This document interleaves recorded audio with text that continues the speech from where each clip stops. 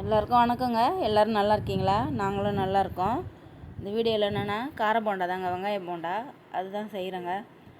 அதுக்கு 4 கிலோ வெங்காயத்தை நல்லா பொடிசாக நீட்டு வாக்கில் நைஸாக நறுக்கி வச்சுட்டு, அதில் பச்சை மிளகா பொடிசாக நறுக்கிட்டு, பச்சை மிளகா, பூண்டு, இஞ்சி, கொத்தமல்லி, கருவேப்பிலை இதெல்லாம் பொடிசாக நறுக்கி அதில் போட்டு, பூண்டும் இஞ்சி மட்டும் இடித்து வச்சுக்கிட்டேங்க. இஞ்சி பூண்டு பேஸ்ட்டும் போடலாம், இப்படியும் போடலாம். நான் இது பொடிசாக நறுக்கிட்டு ஒன்றும் பாதியாக இடிச்சிட்டு இதெல்லாம் போட்டு கையை வச்சு ஒரு பிசைஞ்சு விட்டுட்டேங்க. அதுக்கப்புறம் கொஞ்சமாக ஒரு கைப்பிடி கோஸ் போட்டுக்கிட்டேன். நல்லாயிருக்கும், டேஸ்ட்டாக இருக்கும். அது டீ கடையில் இப்படி தான் செய்வாங்க, கோஸெல்லாம் போட்டு.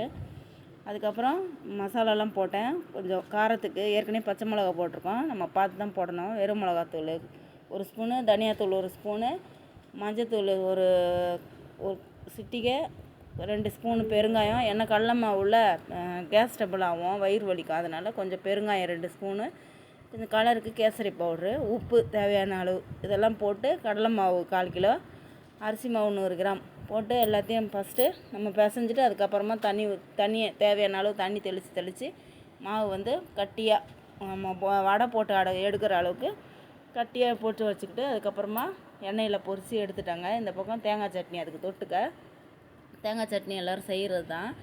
அந்த சட்னியில் மட்டும் ஒரு 4 பூண்டு உரிக்காமல் அப்படியே முழுசாக பல்லோடு போட்டு அரைச்சி பாருங்கள். தேங்காய் சட்னி நல்லாயிருக்குங்க, அந்த ஃப்ளேவர் சாப்பிட்றதுக்கு நல்லாயிருக்கும்.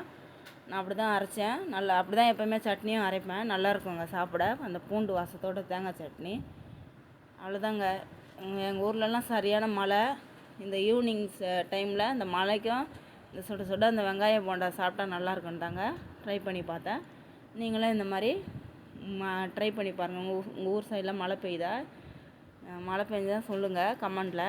இந்த வீடியோ உங்களுக்கு பிடிச்சிருந்துச்சின்னா லைக் பண்ணுங்கள், ஷேர் பண்ணுங்கள். மறக்காமல் சித்ராஸ் கிச்சன் சேனலுக்கு சப்ஸ்கிரைப் பண்ணுங்கள்.